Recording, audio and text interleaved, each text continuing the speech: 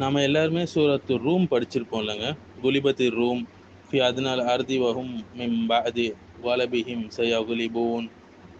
Rome தோல்வி அடைந்து விட்டது அருகில் உள்ள பூமியில், ஆனால் அவர்கள், அதாவது ரோமர்கள் வந்து தங்கள் தோல்விக்கு பின் விரைவில் வெற்றி அடையார்கள்.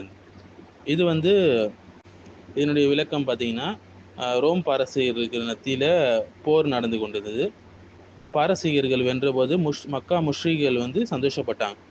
ஆனா ரோம் தோல்வி அடைந்தது இல்லைங்களா? அதை நினைச்சு முஸ்லிம்கள் வந்து கவலையுற்றாங்க. ஏனென்றால் ரோமர்கள் வந்து அஹ்லுல் கிதாப், புத்தகத்தை உடையவர்கள், வேதத்தை உடையவர்கள். ஸோ வந்து சூரத்து ரோம் இறங்கியது. ஆனால் சில ஆண்டுகள்ல மீண்டும் வெற்றி அடையும் என்று அல்லாஹ் வந்து வாக்களிக்கிறான். இது வந்து அரசியல் இறை வாக்கு, ஒரு முன்னறிவிப்பாகும். ஏனென்றால் இது உலகளாவிய நிலவரத்தை முஸ்லிம்கள் எப்படி பார்க்க வேண்டும் என்பதை எடுத்து காட்டக்கூடியதாக இருக்கு.